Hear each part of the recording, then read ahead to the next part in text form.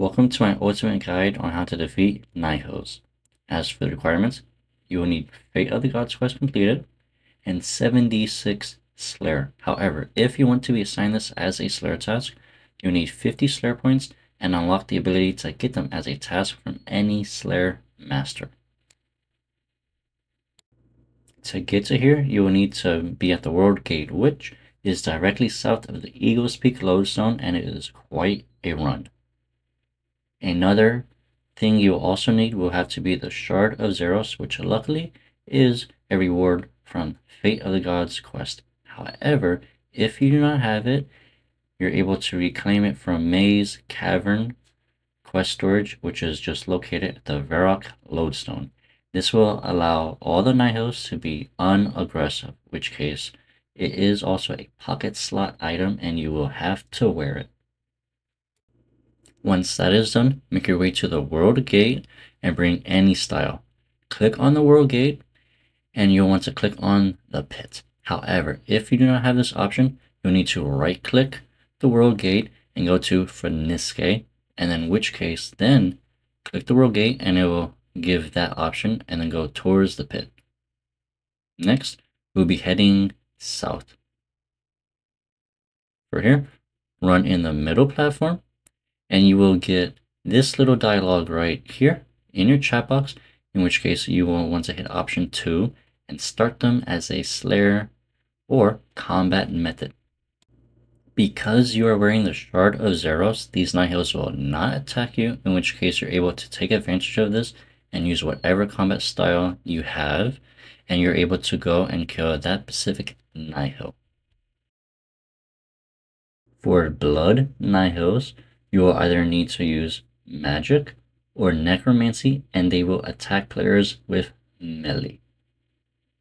And then, of course, you want to make sure you do not have any AoEs so that you accidentally tag a different one while you are only killing the specific Blood Nihils.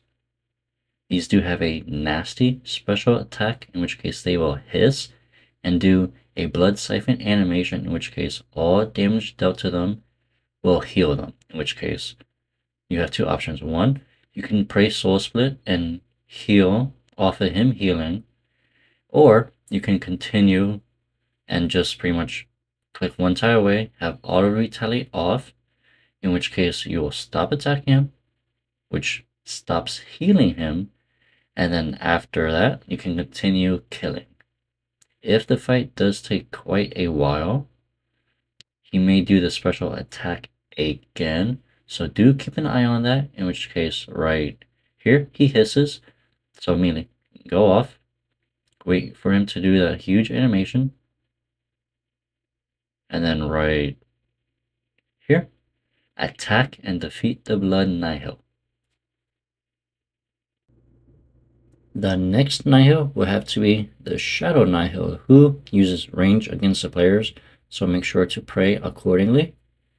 And while you do attack these, it's best to use either melee or necromancy, but of course magic does work. These do have a little bit of a cool special animation, and the same thing just like the Blood Nihil.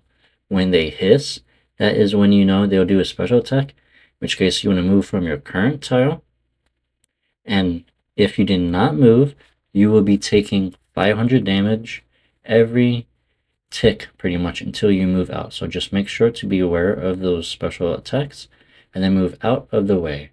And of course, right there, again, just move one tile away. The next Nihil will be Smoke. This attacks players with magic and it's weak to range and or necromancy.